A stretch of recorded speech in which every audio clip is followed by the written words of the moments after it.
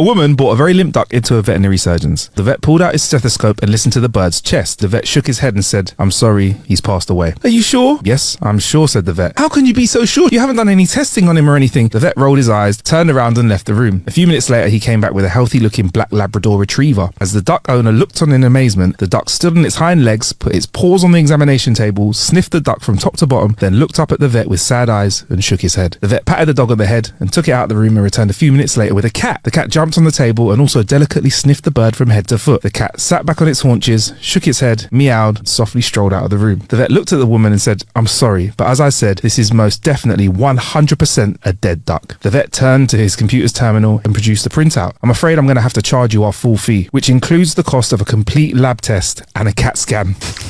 The vet took the paper and handed it to the woman and said, "The bill is $1,500. $1,500! exclaimed the woman in disbelief. "How much for the rest of the duck?"